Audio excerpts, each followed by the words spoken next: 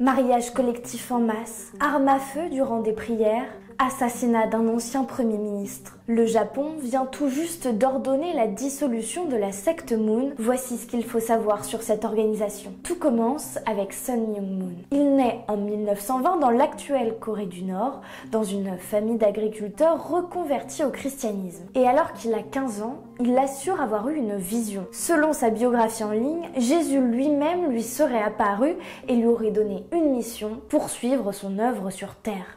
Il va faire des études au Japon et lorsqu'il va rentrer en Corée, il sera arrêté et torturé par les autorités communistes en 1946. Et cet épisode va marquer la doctrine de la secte Moon. 8 ans plus tard, il se définit comme un nouveau messie et va fonder l'association du Saint-Esprit de l'unification de la chrétienté mondiale, qui est aussi surnommée secte Moon en raison du nom de son créateur. Mariés à Akjan, ils auront ensemble près de 14 enfants et 20 petits-enfants. Convaincus de descendre de la lignée du Christ, leurs adeptes les surnomment les vrais parents et les vrais enfants. Selon certains membres de la secte Moon, une troisième guerre mondiale est nécessaire pour éradiquer le communisme. L'Église de l'unification est principalement connue pour ses mariages collectifs en masse, fondés sur de nouvelles interprétations de la Bible.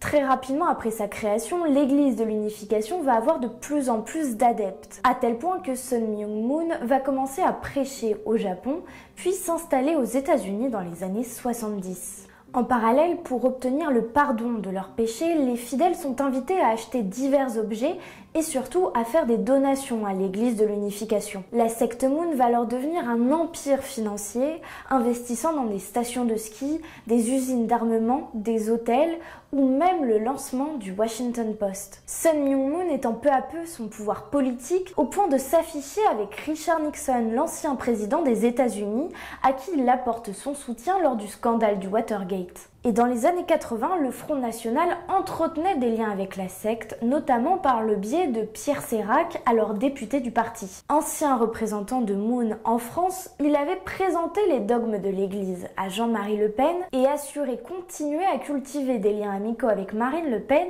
tandis qu'ils avaient été aperçus ensemble aux États-Unis en 2017. Depuis, la secte Moon a peu à peu perdu en influence. À la mort de Sun Myung-moon, c'est son épouse qui a repris le contrôle de l'organisation. Aujourd'hui, on estime qu'elle serait constituée de 600 000 membres, répartis partout dans le monde.